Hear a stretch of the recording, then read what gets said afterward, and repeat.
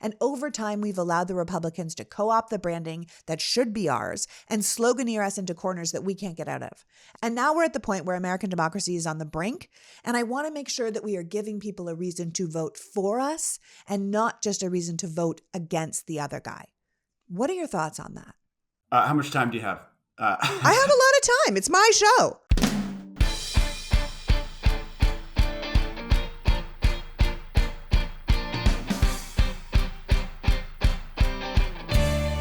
Hello, and welcome to the PoliticsGirl podcast. I'm your host, Lee McGowan. Let's get into it. Today's pod is a candid conversation with Oscar-nominated screenwriter and director and accidental political guru, Billy Ray. A prolific screenwriter, you might know his work from The Hunger Games or Captain Phillips, for which he was nominated for an Oscar and won a Writers Guild Award. But Billy also wrote and directed The Comey Rule, the Showtime miniseries based on James Comey's book, A Higher Loyalty. So while Billy might make his living in Hollywood, he's transferred those skills to Washington to consult and speechwrite for many of the Democrats you know who are making a splash. Billy is also a board member for Common Defense, the largest grassroots organization for progressive veterans, and Big Sunday, a nonprofit organization to help people find volunteer positions so they can give back to their various communities.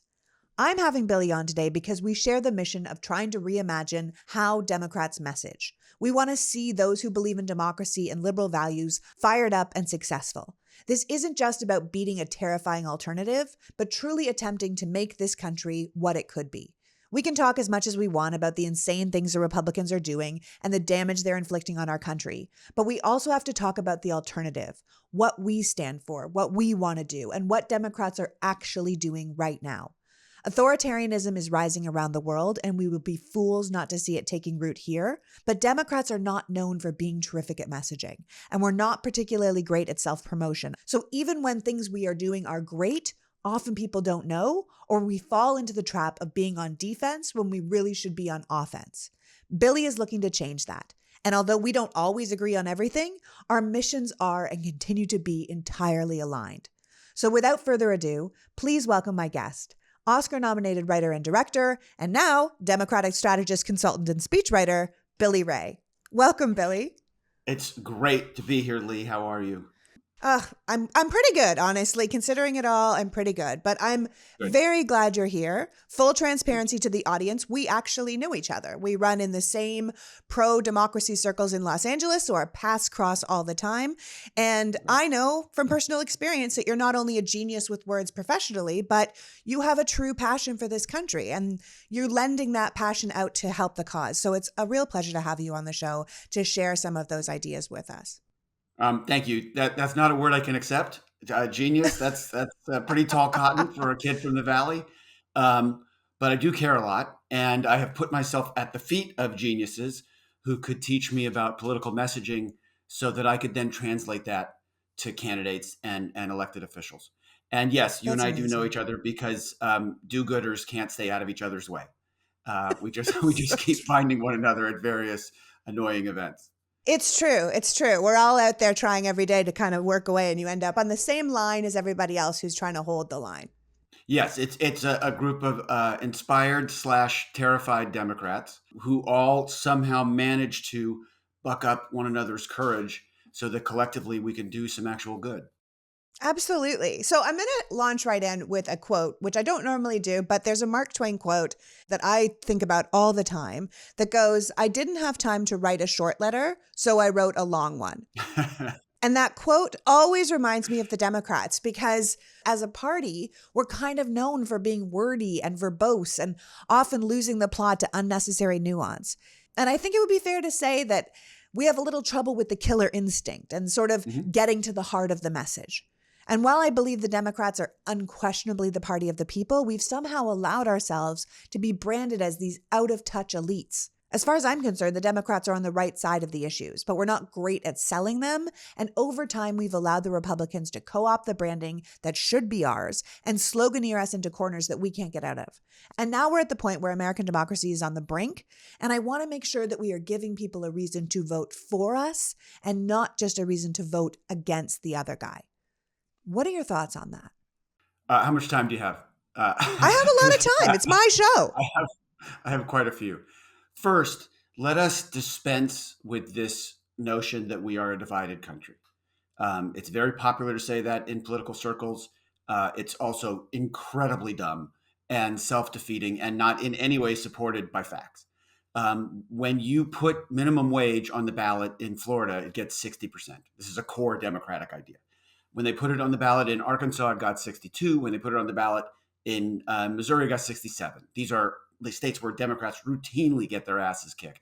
And yet this Democratic idea was, arguably 2/3 of the population agreed with it. 2/3 of America agrees with the Democrats on abortion. The country overwhelmingly agrees with Democrats on infrastructure, on the cost of healthcare, on lowering the cost of insulin. They overwhelmingly agree with Democrats on climate rescue, on decriminalizing cannabis. And of course, if you take out the name universal background checks on guns and replace it with the name violent history checks, 95% of America comes with you, including 73% of NRA members. So we are in no way a divided country. We're sort of a 2/3, 1/3 country. And 2/3 of the country agrees with the Democrats' fundamental message on all of these things. So the question is, how do we lose? Why aren't 2/3 of our senators Democrats? Why aren't 2/3 of our House members Democrats? Why don't we win 2/3 of all presidential elections and governor's elections and state house elections? Very simple. Because we message like crap. We govern in fine print, which is great. That's how you're supposed to do it, but you can't campaign that way. You have to figure out where people are psychologically and meet them there, which is not at all unlike screenwriting. Screenwriting is all about locating where my audience is emotionally and then meeting them there and then taking them where I need them to go. That's the idea of politics. That's the idea of governance. It's shocking to me that our politicians aren't better storytellers, but that's the unpaid half of my day is trying to teach them how to do that. Yeah. Well, I mean, it's a storytelling, right? I always say we're historically terrible at marketing and PR, right? We're on the right side of every issue, but our PR is for shit. It's not the ideas that are the problem. It's the No, pitch. People like, as of you course. said, if you poll people like liberal ideas. They just don't like the package it's put in. We're not Well, they don't like socialists, the but we word. They keep, don't like the word liberal. no, I We guess lost the not. battle to define that, and that happened in the '80s, and we've been reeling from it ever since. Look, words matter. Okay, if you call something climate change, it confuses and scares people. If you call it climate rescue, they go, "Oh, there's a plan. Great, let's do that." Right? In the Yeah. same way that if it's universal background checks, people get weird about it. If you call them violent history checks, people say, "Oh my God, of course we have to have that." So words matter. And in the '80s, liberal became a dirty word. In the same way that, now people would tell you they don't really give a shit about progressivism. They just care about progress. So why aren't we talking in those terms? I mean, what you're trying to do is get to a place of minimum rage. That's the idea. Okay. In poll after poll, what we're finding is that people want community. They are desperate for community. They've been told for 7 years that they have to hate their neighbors over political differences, and they're exhausted. They want to get their neighbors back. They want community. They want to go back to a time when they were thinking about bake sales and little league and looking after each other's kids. And they want to know that, if you have a flat tire and you're on the side of the road, your neighbor's going to pull over to help you without first checking to see if your bumper stickers match theirs. That's what people want. But if you want to get your neighbors back, you have to have your neighbors back, meaning you've got to lower your guard a little bit.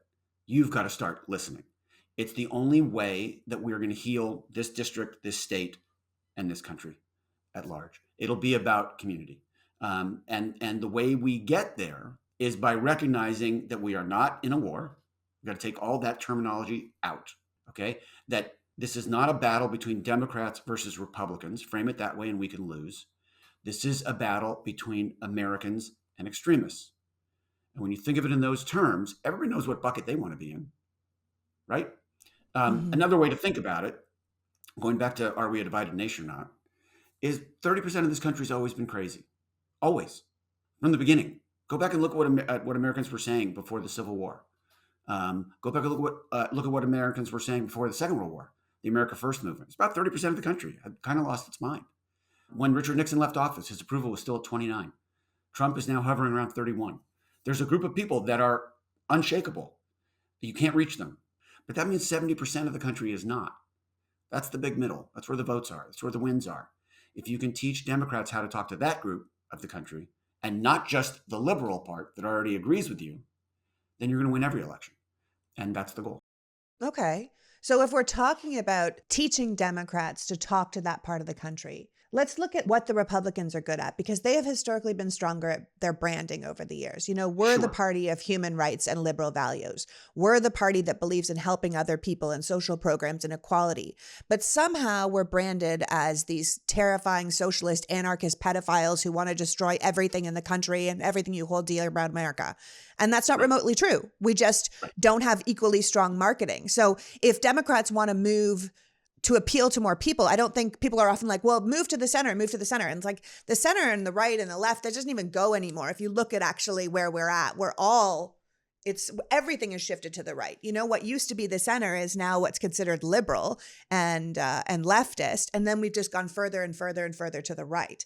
So I look at something like the Republicans took the moniker of pro-life back in the day, and they're the opposite of that, right? They're the party that was ripping children away from their parents at the border and performing forced hysterectomies. They're the party that mocked masks and made no rules to stop the spread of COVID. They're the party of 1 million guns and 0 rules. And now they're the party of letting women die of treatable pregnancy complications and actively saying they're not going to do anything about school shootings. And they still get to wrap themselves in the flag and own pro-life. So where are we going wrong that they're still allowed to do that?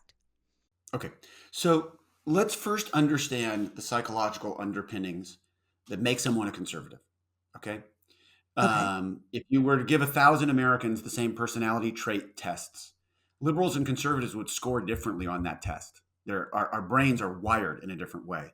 Democrats have a tendency to make arguments that only liberals can hear, which is why we lose independents who tend to lean right and tend to be cranky. We have to get those people because they swing every election in America. Okay, so let's understand what a conservative is. Psychologically, what makes a conservative, what binds them together as a voting bloc is their shared fear of chaos. That's been aimed at every Republican voter for as long as I've been alive. In 1988, the Willie Horton ad essentially said, if you vote for Michael Dukakis, a black convict on furlough will come murder your family. Okay? Democrats are soft on crime, chaos. Then after 9/11, Democrats are soft on terror, chaos. Then it was Democrats are open borders. Democrats want to defund the police. Democrats are socialists. Democrats want to burn cities. Democrats want your girl to turn into a boy. Democrats don't care if your job gets taken over by AI. Okay? It's all chaos. It's all fear-based. If you give a conservative the alternative between authoritarianism and what they perceive to be chaos, they'll pick authoritarianism every time because it feels safer to them. And they're doing it right in front of our very eyes. They did it with Trump. They are. They're doing it with DeSantis. They will blindly give away power to a government that promises to shield them from chaos. However, for the first time in history, Americans now believe that there are more extremists on the right than on the left. That's a shift. So for the first time, we can talk about the radical right, and it actually has traction out there because it's a scenario that Americans believe fundamentally to be true. So what that means is that any Democrat running now has to brand themselves as the antidote of chaos. Chaos is people showing up at polling places with AR-15s. Chaos is January 6th. Remember when there were 30 cars backed up at the hospital parking lot during the pandemic because Trump had no COVID response? That was chaos. Extremism is chaos. Political corruption is chaos. The Democrats are the antidote to all of that. Democrats are just the party of calm, sober, effective government. That's it. Anytime you can paint the other guys as the agents of chaos, you're taking what is a psychological weakness in your position and turning it into a psychological strength. And then they have to play defense.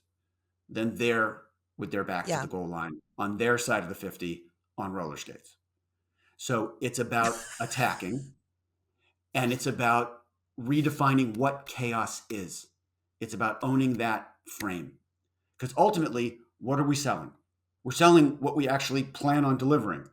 community, not chaos, votes, not violence, laws, not lies, books, not bans, truth, not tantrums, people, not politics. Like I could alliterate all day, but you get the idea, right? Yeah. It's all about we're the calm ones, not we're the grown-ups, not we're the elitists, not we're smarter than you, certainly not we're smarter than you, not, hey, we have more empathy than you do, so you should come be more like us.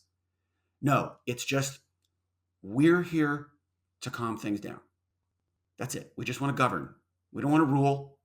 We just want to govern. Yeah. And if we keep doing that, we're going to be fine. But it means owning the terms of the debate, which means speaking with one voice. That's where Democrats Yeah. have a problem. Because I talk to individual members in the caucus and I lay this out for them. They go, yes, that's exactly right. Yes, that should be the message. But try to get 210 of them to do it at the same time. That's tricky. That's hard. Yeah. And that's why I think the Republicans were successful for so long, because they were very good at playing like a team. I mean, Right. an evil team that would shiv you in the back when they got a chance, but they would hold the line when it came down to it. Right. Frank Luntz would call Newt Gingrich in the 90s and say, this is the message. Newt would call his caucus and say, this is the message. And they went out and spoke the message. And that's how they got the contract with America. None of which, by the way, they ever executed. It didn't matter. Yeah. They sold it and they flipped the House in 94 after being out of power for 40 years. Yeah. And again, that goes back to sort of marketing and PR. It goes back to saying the same thing the same way at the same time over and over again, repeating your message. Well, let me ask you a define your question. message. If you saw a different ad campaign for Coca-Cola every day for 365 days in a row, wouldn't you say, what the fuck is up with Coca-Cola? Get me a Pepsi. Yeah, I think it's so funny you just use Coca-Cola, because I always say that if you remember the old Coke catchphrase, Coke is it, that if the Democrats had written that catchphrase, it would be Pepsi isn't it because there's another option and most people say it's better, so you should probably look into that one, Democrats. Do you know what I mean? Like that has always been how I think it is. Like we just aren't good at doing the here's the message, do it, And I think it's hilarious because that's one of my favorite things to say.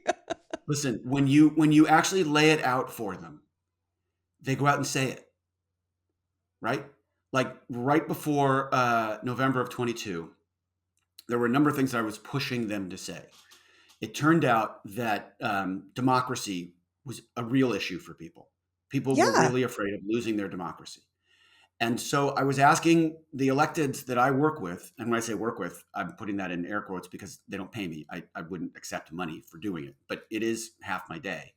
And what I was asking them to talk about was this idea that democracy is a decision. It's not automatic, like gravity or the sun rising. Democracy happens because Americans decide that it must happen. And when you organize, when you make your voice heard, when you vote, when you bring your mom to the polling place with you to make sure she votes, you're making that decision. A lot of Democrats went out and said that. And it sounded like they were speaking with one voice. And it made a difference.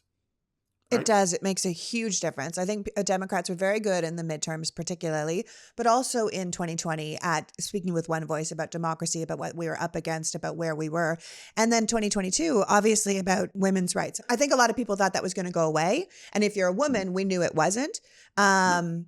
And I think that was very helpful that we kept hitting the same thing over and over again. And I think what you're saying about returning to this idea that democracy is a choice, and the choice here is between extremism and calmness.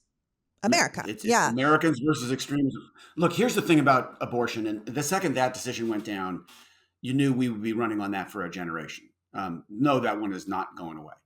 If you poll Americans on what values mean the most to them, freedom is number one, and it's not close. Freedom outpolls justice as a virtue in America by 22 points, which will come as no shock to anyone who's black, right? Who's been saying, hey, justice, justice, while white America is saying, well, yeah, justice, it's important, but what I really want is the freedom to say stupid shit and not be called a racist, okay? The second guns stopped being a safety issue and started being a freedom issue, you could walk into Sandy Hook and slaughter 20 kids, and the conversation really didn't change. The second masks and vaccines stopped being a health issue, started being a freedom issue, it got incredibly weird. Don't take a freedom away from Americans. They don't like it. Democrats never talk in terms of freedom. Like even something as anodyne as infrastructure could be framed as, hey, that rural broadband is going to free you to connect to the global economy. Hey, that high-speed rail is going to free you not to spend 3 hours in traffic. When we fix that bridge, it's going to free you to go see your mom in the nursing home safely.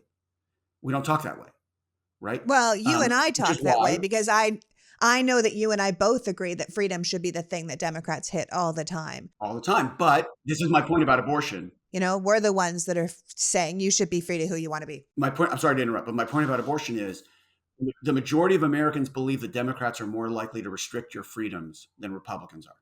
And Republicans have been running on that forever. That's where abortion bit them because they took a right away. They took a freedom away from Americans. And when Democrats tied that issue together, abortion and freedom, then all of a sudden, these Republican candidates, particularly in the Senate, were having a real problem. A real problem. Like that's how we beat Dr. Oz in Pennsylvania. It was talking about abortion as a freedom that had been taken away. And that's an issue that will, as I said, we'll be running on this for a generation. I have no doubt of it. Well, yeah, absolutely, because Republicans are not the party of freedom. They are the party telling us what we can read, what teachers can teach, how people should dress, how we're allowed to refer to ourselves. It's the Republicans who want to put people on lists of affiliations and monitor our speech. They're the ones passing laws to stop protests and hindering our power of expression. They're the party banning books and limiting access to information. It's the Republicans who are out here calling for one religion and Christian prayer in school. They're the party telling private companies what they can do and how they can behave and punishing them if they don't do what they want. It's the Republicans telling us who we're allowed to be and who we can love and what we can do with our own bodies. It's Republicans forcing people to carry babies against their will and threatening doctors with felony charges just by following their Hippocratic oath. So Republicans are not the party of freedom, and we need to be very clear about that. Okay, but let me tell you, I agree with you completely, and the facts are, of course, 100% on your side. Here's the issue. 62% of Americans believe that if they make enough noise, they can make a corporation pay attention to them as a consumer. 62%. 4% of Americans believe that if they make enough noise, they can make their government pay attention to them as a citizen. Okay? That's a pretty massive chasm. And so the numbers that you're talking about, the facts that you're talking about, all have to do with governmental control. And people don't feel connected to their government, so they are not feeling that impingement in a real way. If you were to ask most people what form of government they come in contact with on a daily basis, it would be the HR person at the company where they work. And the HR person at the company where they work is restricting them in a very different way. The HR person is saying, no, you can't say breastfeeding. You got to say chest feeding. And no, you can't say pregnant women. You got to say pregnant person. Like they're doing that kind of speech at the HR level, and it's scaring the crap out of people. And it's angering them, and they identify that with democratic ideas. And that hurts the party. Now, let me just say, for the record, if you are a man trapped in a woman's body and you become pregnant and you want to call yourself a pregnant person, of course you should. Of course. I would fight for your right to do so. But should the Democratic Party be telling the rest of the country, you got to use the term pregnant persons? No, it should not. That's absolutely wrong. That takes people's freedoms away. Don't tell them that they have to say chest feeding instead of breastfeeding, right? Don't tell them that Abraham Lincoln wasn't woke enough and we shouldn't name schools after him anymore. This makes us sound crazy, in my opinion. Are people actually doing that, or is that what we're being painted as doing? Because I know that when defund the police came along, it was not a Democratic slogan, but Democrats got painted with it and hit us in the face over and over again. Absolutely true. And it only takes one for the entire party to be painted with that same brush. Yeah. Absolutely true. But the point is, there shouldn't be one. We are not in the business of cancel culture. We are not in the business of restricting speech. We shouldn't be out there trying to promote ideas that sound like they got cooked up in the Harvard faculty lounge, because that's not where America is, right? There were 6.2 million Americans who voted for Obama and then voted for Trump. 6.2 million. They're called flip voters. 1.3 million of them lived in 3 states, Wisconsin, Michigan, Pennsylvania, which is how the blue wall crumbled in 2016. Okay, so 1.3 million of those who had voted for Obama. Either they weren't racist or they put their racism aside, but they voted for Obama. And then 8 years later, they vote for this guy. So someone did a deep dive. Who are those 1.3 million people in those 3 states? Why did their voting behavior change in such a radical way? And here's what they found out. That voter, on average, works 2.5 jobs, commutes 3 hours a day, and thinks about politics 4 minutes per week. Okay, per week. I can't remember the last time I went 4 minutes without thinking about politics. But the point is, you go up to that guy or woman or non-binary person in Scranton, in Eau Claire, in Lansing. Remember, he's working 2.5 jobs. He's commuting 3 hours a day. He's thinking about politics 4 minutes per week. I guarantee you that guy is taking his medication every other day to make 30 pills last 60 days. His kid's school is falling apart. His mom's in a nursing home, if he's lucky. Americans consume 80% of the opiates in the world, so throw that in there too. You go up to that guy and say, you've got white privilege and I don't like your pronouns. He's going to run screaming into the arms of the nearest Republican. That's just human nature. The thing about Democrats is we insist that people celebrate things they have just learned how to tolerate. And it's not the same thing. Because if you were to ask that guy in Scranton about gay rights, he'd say, okay, I don't care. Gay marriage? Okay, I don't care. I know a gay guy. He works in HR. He's fine. I'm fine. We're not a problem for each other. But don't tell me that if I don't march in a parade, I'm a homophobe. And if you were asking him about racism, he'd say, yeah, I work with 2 guys on the line. He likes the Browns. He likes the Bengals. We give each other shit all day long. It's fine. But don't tell me if I don't like critical race theory, I'm a racist. But if they don't come all the way with us, we cancel them. And we tell them they're not the drivers. I can see where you're coming from on that, but let me push back on you just a little bit. Let me ask you, because sometimes I think that it's not that Democrats are forcing everyone to use pronouns or say chest feeding. I've never said chest feeding in my life. I don't think that that's necessarily happening, but we are told by the Republican narrative, because they are very good at this, that this is what all Democrats are doing. So you're saying it only takes one and we all get painted with that brush. And yet that does not happen with the Republicans. They can have a George Santos in their midst and not all of them get painted with the same brush. They seem to live under a different set of rules. I don't know how you're supposed to fight that, because you can't have one Democrat being like, I would prefer if we said it like this. And everyone's like, well, now we're all fucked because you said that, right? Like, Republican narrative is very simple and it's appealing in its simplicity, which is kind of, we will keep you safe from the chaos you were talking about. And we will keep you safe from the bad people because you are the good people. And those bad people want to take things from you. They want to force you to be different. They want to force this. They want to force that. And that's not actually the case. If you look at how the Democrats actually govern, like you said, governing in this fine print is how you're supposed to do it. If you look at how Democrats actually govern, if you look at the truth of the situation, that's not the case. No one is forcing that. There's no law that says you must say this. We're saying, hey, this is what we've learned now, and let's try and be a little more tolerant of it. But the idea that we're forcing it, this is DeSantis's idea of this is where woke goes to die. Florida's where woke goes to die. Woke is the most evil. You have Nikki Haley saying woke has killed more people than COVID. I mean, these are insane statements. And what happens is Democrats get painted with something like woke, which is really just awareness of social issues that need to be addressed. And then we're on, as you were talking about, we're on defense all the time, where we should be on offense because we're out here standing up for the people.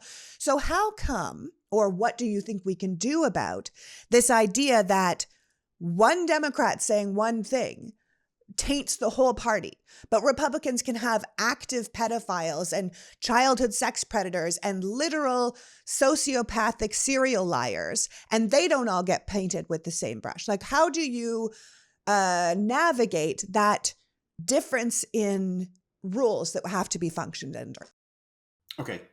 Well, first, which is the hard part, we have to get better at honest introspection. Okay. In other words, when the San Francisco Board of Education announces, as it did, we're not going to name any more schools after Abraham Lincoln, he wasn't woke enough. I think Did they moderate say he Democrats, wasn't woke enough? yeah. Oh, God. I think moderate Democrats on that day need to be in front of a microphone saying, that doesn't speak for me. That's not how I feel. And yeah, that part of my party, the left, is a part of my party. It's not the sum of my party, and it shouldn't be the face of my party. And America should know that is not how all Democrats feel. That's all it takes. It's the acceptance by moderate Democrats that they can stand up and say something and not worry about getting flamed by the left in our party. And I don't in any way mean to equate our extreme fringe with the extreme fringe of the right. They're not the same thing. The extreme fringe of the right wants to replace democracy with authoritarianism, and the extreme fringe of the left wants everyone to go to college for free. So no, they're not the same thing, okay? But the extreme fringe of the left can be wildly intolerant of people who agree with them on a lot of stuff. And if we run like we're afraid of Rashida Tlaib's Twitter following, we don't actually deserve to lead. You have to be willing to stand up and take the heat from your own party. And we don't seem to be willing to do that as a party in the middle. I think that's a weakness. I think that would actually inoculate us from some of this stuff. The second some idiot said defund the police, everyone in the Democratic Party said, no, not what we're doing. No, that doesn't speak for me. You just suffocate it before it gains any momentum. Your silence on things like that can be completely deafening, right? Yeah. It's the I also equivalent. think that people need to lean into the idea, Democrats could easily lean into the idea that people ask for a lot of parties in this country. They say it's not fair that we only have two parties. We should have more than two parties. And I always argue that we do have more than two parties. They're just all under the Democratic umbrella. That anyone from, Joe Biden to Nina Turner are not the same party. I mean, realistically, that is an umbrella that's called the Democrats, but it is a working parliamentary system that goes all the way from Joe Biden, currently people like Steve Schmidt, like those kind of people, through the Biden, through the Kamala Harris, to, Bernie Sanders and AOC, and all the way over to like your Nina Turners. But they're all considered Democrats. And I think what we should do is know what our values are. We believe in this, but there's going to be different voices in here. And we're not always going to agree, because that is democracy. If we all spoke with one voice, like a militant one voice, and we never disagreed, we'd be the Republicans. We would be an authoritarian party. We would be what's happening over here, that they don't care who their members are. They don't care. As long as they toe the line, you can be a candidate who smashes a journalist's head into a table and still get elected. You can be someone who's a literal felon and has killed his wife and stay on the ballot. You can be George Santos and stay in Congress. That is one party that has given up, I believe, their morals in many ways for power, and it works. Mm-hmm. And then there's our party that you say, yeah, no, I totally don't disagree. I don't agree with that. But we do believe in your vote should count. We do believe in the right to choose what to do with your own body. We do believe that, and we believe these fundamental things together. And then, yes, they believe that, and I believe this, and we disagree on that. But we all are Americans, and that's what it's supposed to be about dialogue, about debate. And I think that that would be perfectly fine if we embrace the fact that there should be multiple voices in a democracy. There should be multiple ways of doing it. You look at systems in Europe that are working, that's lots of different voices. There's about 7 parties, and you have to find coalitions, and you have to work together. That's what the Democrats do every day. And that's because we're the party of democracy. And I think we should embrace that. And if somebody says something you don't agree with, you say, well, no, that's not how I think, but we're both Democrats and we both believe in X, Y, and Z. And you go back to what your fundamental core values are, which is freedom, democracy, right to vote, right to autonomy, that kind of thing. Right. That's what I agree with you. So we're here talking about communicating a message, making sure that people understand what you're saying. So I'm very pleased that our sponsor today is Athletic Greens. I've been talking about Athletic Greens since the very beginning of this podcast. And if repetition matters, then AG1 is not only generous to support independent shows like this, but smart to make a real commitment to our audience. The Athletic Greens mission is to empower people to take ownership over their health with a simple daily habit. And AG1 is such a simple habit to get into. You wake up in the morning, you put 1 scoop in a cup of water, and you drink it on an empty stomach. It's easy to remember because it makes you feel so much better. You get better gut health, boosted energy, and immune system support. And unlike taking pills and vitamins, we're not trying to figure out the best way to help our body. AG1 has done that for us, and it's a difference you can feel. I think I noticed right away that I wasn't crashing around 4 p.m. I didn't feel like I needed a nap or a cup of coffee. And when I did get to bed at night, I slept better. Like all the way through the night better, something I hadn't done in years. AG1 makes it easy for you to take the highest quality supplements with just 1 scoop of powder. Just 1 daily serving covers my day's nutritional basis and supports my long-term gut health with 75 high-quality vitamins, minerals, and whole food source superfoods. So if you're looking for a simple and cost-effective supplement routine, Athletic Greens is going to give you 1 free year supply of vitamin D and 5 free travel packs with your first purchase. Go to athleticgreens.com/politicsgirl. That's athleticgreens.com/politicsgirl. Check it out. You won't be disappointed. This episode is also brought to you by Green Chef. Green Chef is a California-certified organic farm meal kit that makes eating well easy with plans that fit into every lifestyle. Are you eating gluten-free, vegan, paleo, keto, or vegetarian? Are you just looking to eat better and not have to think as hard about it? That one's me. Then check out Green Chef to see their huge range of recipes to suit your taste. In honor of Earth Month, Green Chef is offering a collection of limited time recipes featuring sustainably sourced seafoods, organic proteins, and produce with ingredients with low carbon footprint. They are also partnering with One Tree Planted to plant trees in northern Thailand and combat food insecurity in vulnerable communities. Every box sold is One Tree Planted. Choose from over 30 weekly recipes with the option to mix and match meals in the same box, so you can have vegan one day and keto the next. And they have everything from quick breakfasts and brunch kits to their new 10-minute lunches, perfect when you're on the go or pressed for time. You can even look out for their fast and fit recipes, which are all under 750 calories each and ready in less than 25 minutes. Everything is pre-portioned and prepped, including pre-measured sauces, spices, and dressings. Eat healthy and make it easy on yourself. Go to greenchef.com/politicsgirl60 and use the code politicsgirl60 to get 60% off plus free shipping. That's greenchef.com/politicsgirl60 and use the code politicsgirl60 to get 60% off. There's a reason Green Chef is known as the #1 meal kit for eating well. Find out for yourself today. And now back to Billy Ray.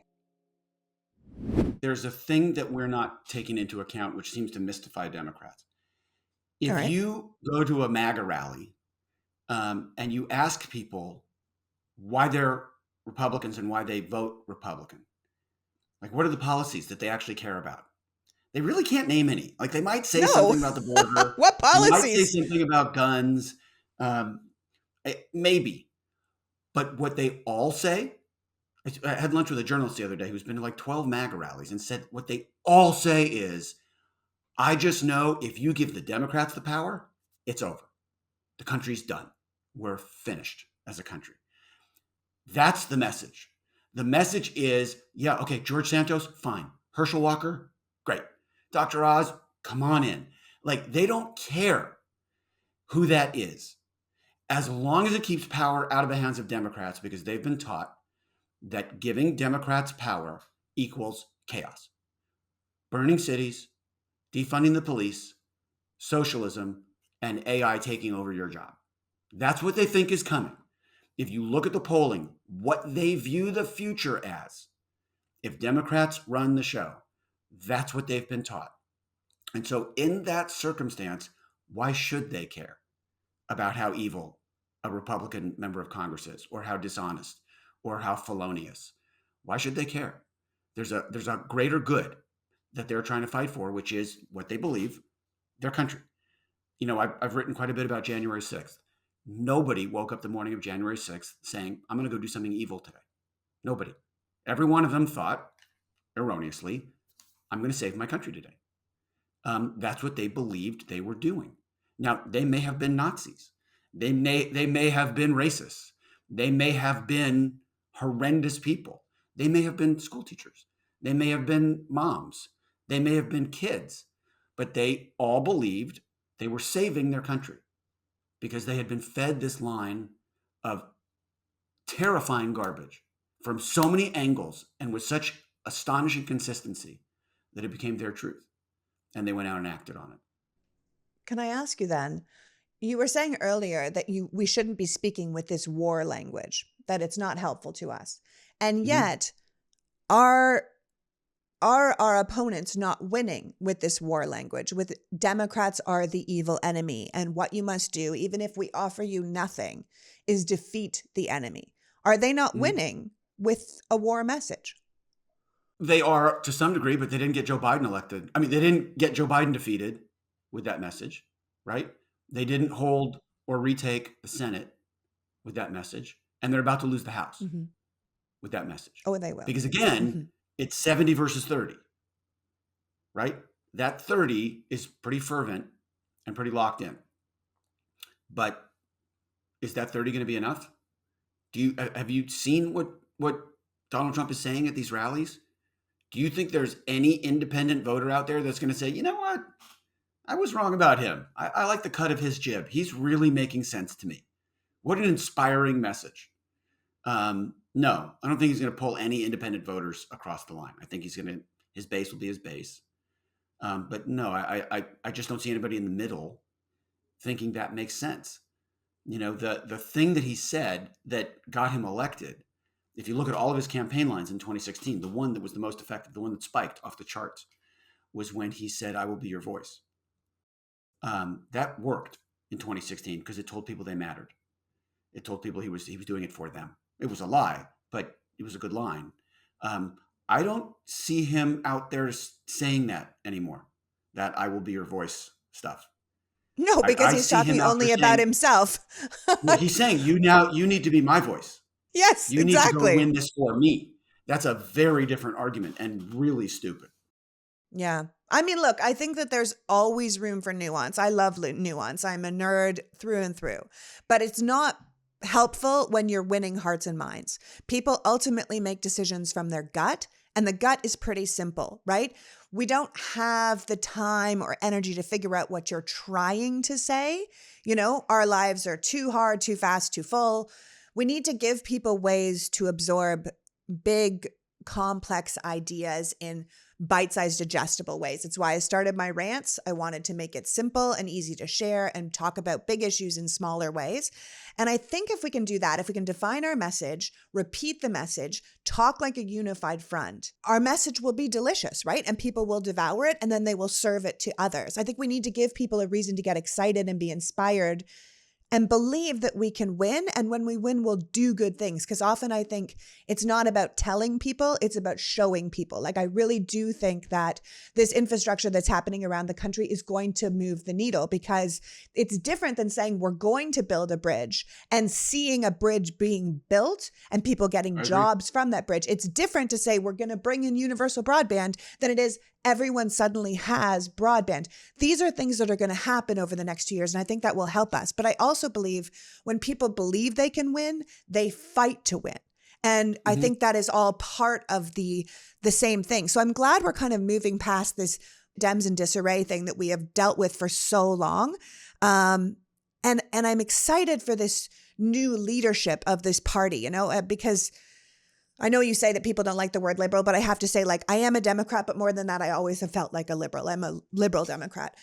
So what's your thought on this new Democratic leadership? What do you expect to see from like Hakeem Jeffries and his compatriots as far as leading the party, especially now when the alternative is kind of pro-insurrectionist, Kevin McCarthy-led MAGA Republicans? Well, I know them, Hakeem and Catherine Clark and Pete Aguilar and a few more of them. And they're remarkable people. They are not lightning rods for controversy at all. I don't think things are going to stick to them. You know, if you go back and look at January 6th, there were these like 15-foot tall posters of Nancy Pelosi as the devil. You know, Nancy Pelosi the most remarkable Speaker of the House ever. And all she ever wanted to do was give people health care. Why that makes her the devil, I'm not quite sure, but it doesn't matter. Once she became that kind of lightning rod, things just stuck to her in a different way. I Well, being don't a think, successful woman can be a problem. yeah, that probably has something to do with it. And look, Hakeem will take shit from the right. Catherine Clark will, and Pete Aguilar will. But what I see them doing right now is just leading in a quiet, effective way.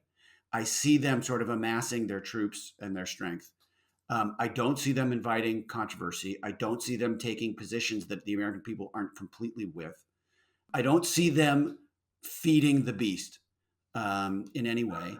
And I think in 2024, I think there's a blue wave. I think we get the House back in a very big way, and I think Hakeem will be a magnificent speaker. I was very impressed during the 15 votes for McCarthy because, you were talking earlier about people freaking out about, the far left and the left of the Democratic Party and why can't we get along and saying the same messages. And I thought that the Democrats held the line beautifully during those votes. None of them were going out. They were all just doing the same thing, voting for Hakeem every time, quietly doing the same thing every time, and letting the Republicans flail the way that they were. And I thought that showed a real dichotomy between the two parties and what's going on in the House right now, which I do think will be something that we can capitalize in 2024, right? But while I still have you here, before you go, I'd love to get your opinion on why you think we're still trapped in MAGA land, because we just talked about those rallies. They are no longer about, I will be your voice, I will build the wall, I will take care of you, I see you, you the forgotten man. They're about, don't forget about me, the wronged man.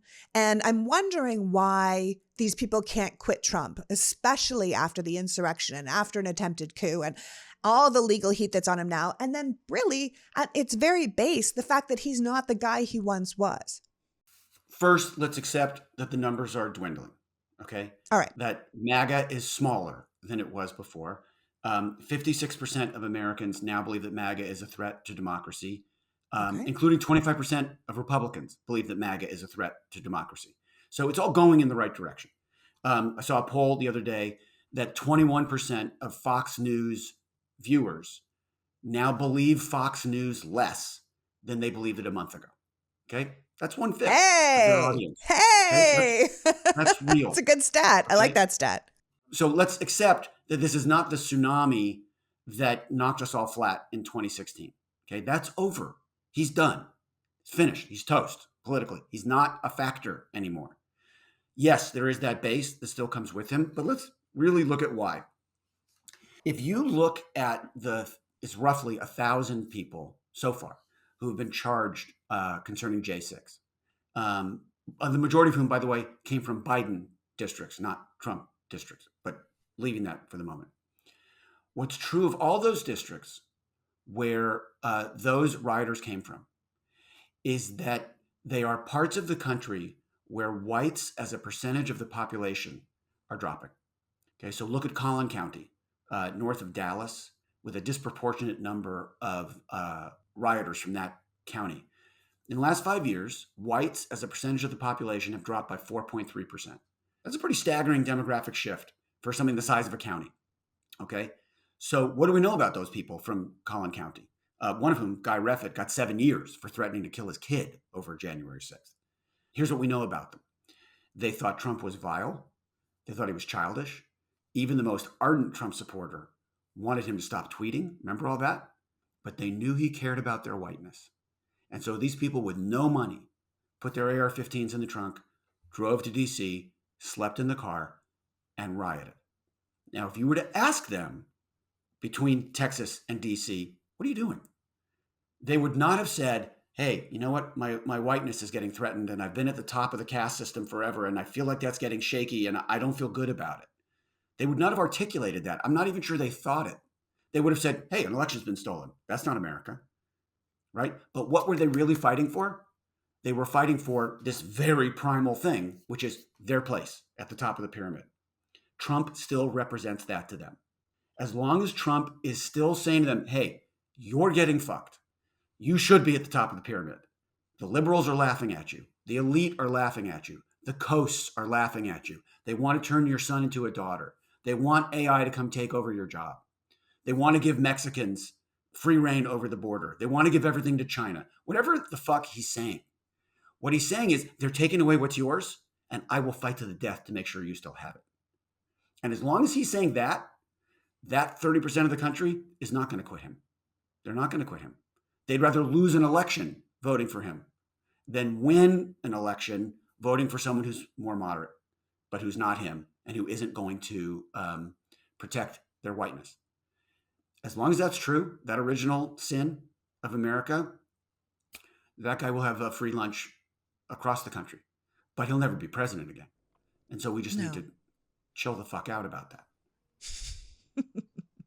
Does that help? Yeah, a little bit. I mean, he's only one man. He didn't do this alone. Well, remember, he was the symptom, not the problem. And he remains so.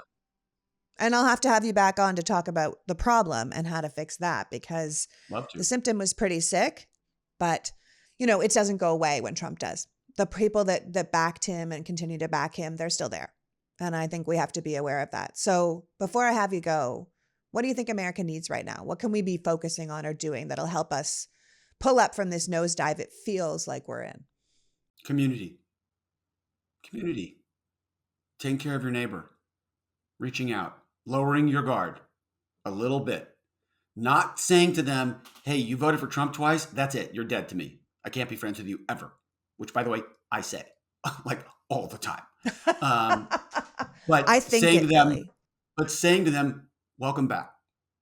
Let's talk. Okay. I mean, at the end of the Civil War, when Ulysses S. Grant, who had insisted on unconditional surrender every time he won a battle in that war, because he was so sick of seeing his men get slaughtered by fellow Americans. At the end of that war, when it came time at Appomattox to figure out like how he and Lee were going to solve this, everybody said, well, he'll just demand unconditional surrender, like he always does. They thought U.S. Grant stood for unconditional surrender, but no. He let them keep their horses, and in some cases let them keep their guns. It was plowing season. He said, they're our countrymen again. These are people who had been killing each other for 4 years. 600,000 Americans dead as a result of that. In Mississippi, the year after the Civil War, 1866, 1/5 of the state budget of Mississippi was spent on artificial limbs. 1/5. That's how big a disaster it was. And yet Grant said, they're our countrymen again.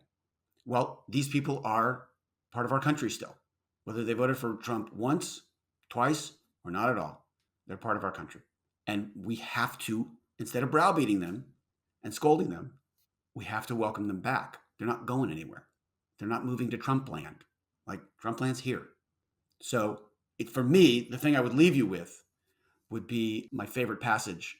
Some people think it's from the Talmud. I'm not actually sure where it's from, but it said, do not be daunted by the enormity of the world's grief. Do justly now. Walk humbly now. Love mercy now. You are not obligated to finish the work, but nor are you free to abandon it. That's sort of where we are. Just do your part. I want to thank you for joining us today, Billy. Your insight is obviously extraordinary. And thank you. We have to give the Democratic leadership a lot to consider. We have to reach out to our neighbors, help each other with our cars again, help each other with our kids again. And I want to thank you so much for taking the time.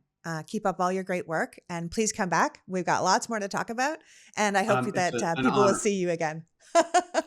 I'm happy to help, and I'm beyond flattered to be asked. So anytime you want to join arm in arm, I'm there with you. Thank you, Billy. Same. So that was Billy Ray, reminding us that no matter how it feels, we aren't actually a divided country. That when asked, the majority of people want the same things and feel the same way about issues. We might not be able to do anything about 30% of our country that has historically been off the rails, but the rest of us need to pick a side in the battle between America and extremism and realize that if it's chaos we want to avoid, only one party is offering us the antidote, and we need to sell that antidote with a clear, unified message and serious, responsible leadership. At the end of the day, democracy is a decision, and we need to make that choice over and over again. We can't give up, we can't slow down, and we can never waver, because the alternative is simply unacceptable, no matter what terminology you use. I want to thank Billy for joining us today and you for caring enough about democracy to be here. Now go connect with your community. Until next week, PG out.